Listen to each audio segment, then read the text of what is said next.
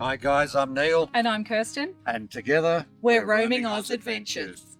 Welcome to part 3 of our MV Triton build series. Now, if you've caught parts 1 and 2 of our build series, you'll know that we're setting up our Triton for more capable off-roading and better long-range touring. So in this episode 3, we're putting some pretty major upgrades onto the vehicle. We're doing the Bullbar, driving lights, winch, suspension lift, and we've upgraded our fridge. We finally upgraded our fridge. So hang with us, we'll show you all those upgrades.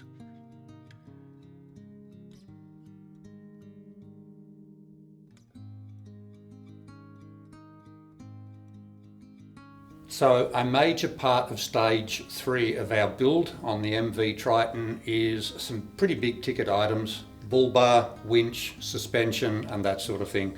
So I'm here with Costa from Hammer Off-Road down at Oran Park. We looked at a lot of bull bars and a lot of winches, and we have settled on the Hammer King bar in a hoopless configuration. We'll show you that shortly. Costa, thanks for your time. You've got a lot of bars for a lot of different vehicles in a lot of different configurations. Tell us very quickly just a little bit more about them. Yeah, indeed we do. In summary, we've got, you've got the King series, which is going on your vehicle. Yep. So we'll do 2 different variations, hoopless Yep. and hooped, so triple hoop, depending on the style of driving and what you're going to do with the vehicle. The King series is a little bit more traditional, where you will get more of the traditional fog lights and things like that. It's a bit of a chunkier bar. Right. We've also got the Atlas series, which is a little bit more slimline, and it's got the sequential lights in it, so your blinkers look quite fancy, and the fog lights and the daytime running lights.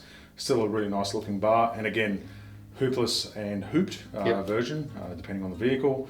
Apart from the bars, we're talking about rear bars, bash plates, side steps, sports bars, roof platforms, spotlights, You've got everything. winches and suspension. Yep. So we've got lots. Definitely. So we got the crew here at Hammer to put our bar on, and they've done an amazing job. We've had a look at it, and the attention to detail was beyond what we expected. So we're very happy with the install. So thank you very much. More than welcome. And we'll be talking about suspension, I think. I love it. Look forward to it. So when we were doing our research into bull bars, we looked at a lot of different models, both in hoopless and in hooped. And yes, we understand that hooped bars put more protection on the front of your car from roof strike and that sort of thing, but we just didn't like how they changed the aesthetic of the front. Anyway, we looked at a lot of different bull bars, and we settled with Hammer. We like the look of their bar. The team at Hammer Off-Road here in Sydney, they looked after us. They did the install. The attention to detail on the install, can't fault it. All the cutouts around the flares and the guards, just amazing. So if you're looking for a bull bar, look at the Hammer range. They have a lot of different models for a lot of different cars, and price-wise, they're pretty good. So very happy with this bar, and I'm sure it's going to give us many years of service.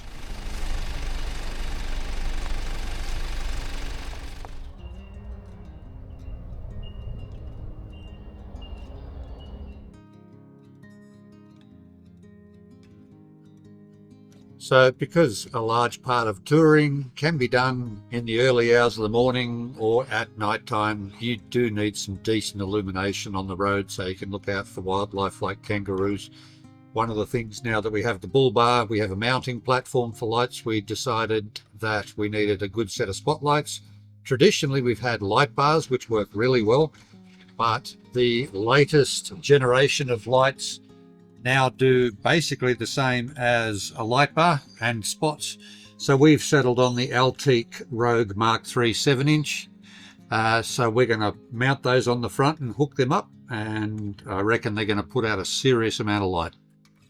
Well, as Neil mentioned, we went with the Altique Mark III Rogue 7-inch LED spotlights. One of our reasons for choosing this was their spread either side of the road and the throw down the road. It is just insane, and we will show you that now.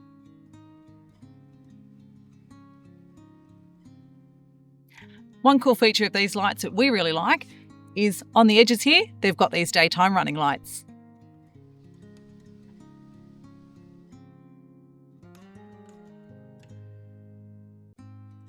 So one of the major upgrades that we wanted to put into this build Not that we've ever used a winch before, we've never had a need for it, but we have come across some situations where it may have come in handy. We have had installed a winch in behind the bar. Now, the team at Hammer Off-Road, they installed that at the same time as when they put the bar on. So we've gone with the Runva 11 XP, I believe it's the Expedition winch. It's got the dynamic rope. We have got a different hook for the front here, but by all accounts, the reviews are very good on this winch. So hopefully we never have to, and reason to try it out, but we'll show you a couple of the features of this winch. One of the features that we like about the Runva winch is you have a wired hand control, but you also have a Bluetooth or a wireless control, so you don't have to run that cable. A feature we quite liked about it to make it a bit easier to use.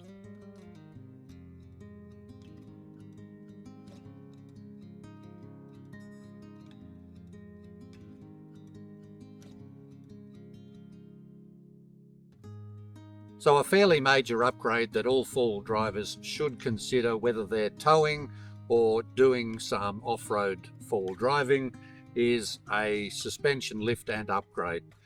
We did research into all the major brands and some pretty unknown brands of suspension, looking for what suited us for our purposes. At the time, towing wasn't on our radar.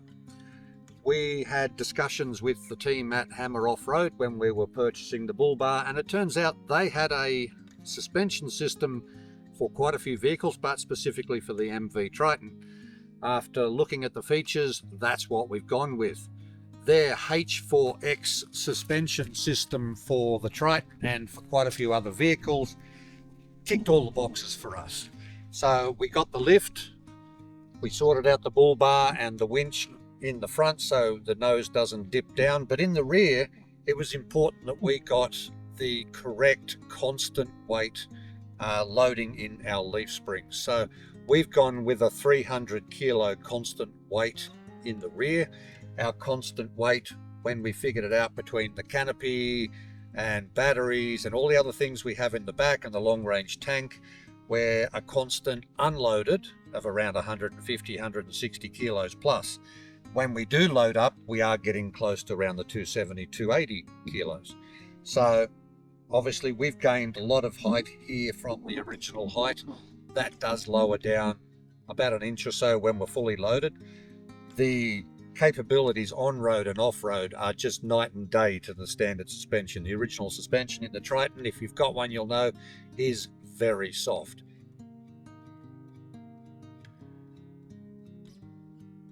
For those of you who caught our video when we went camping up at Mount Airlie, we were considering getting a new fridge. The fridge we had, which was an old Waco one, was slowly losing its ability to cool. So we have upgraded to a much bigger fridge.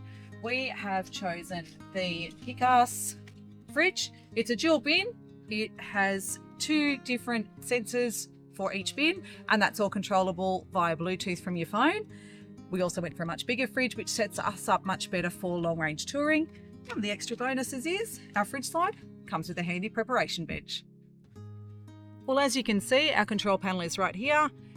You may be able to see this. Our current left-hand bin, which we usually use as a freezer, is off, and the larger capacity side is our fridge. It's currently sitting at about 3 degrees, and as we mentioned, all of this can be controlled via Bluetooth on your phone.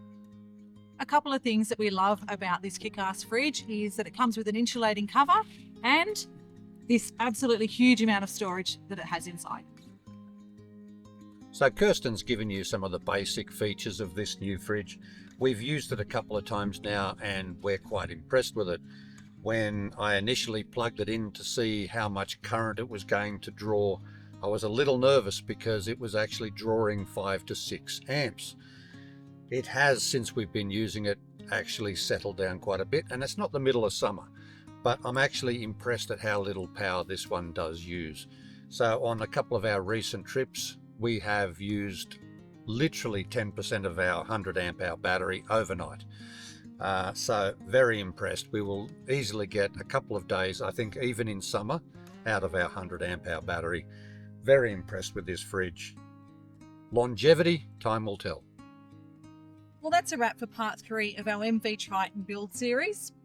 Don't forget, all of the upgrades we've done to this Triton can be applied to any four-wheel drive to upgrade them to be a more capable long-range tourer and much better off-road. Yeah, and of course the question on everyone's lips, will there be a part 4?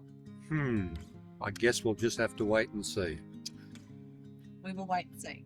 In the meantime though, if you've enjoyed this series, especially part 3 here, give us a like. If you know about it, give us a hype. And if you've upgraded your vehicle, drop a comment. We love reading comments and responding. And of course, if you're not a subscriber, consider subscribing. We've got videos coming out every month. And yeah. We'll see you in the next video. We will. Bye.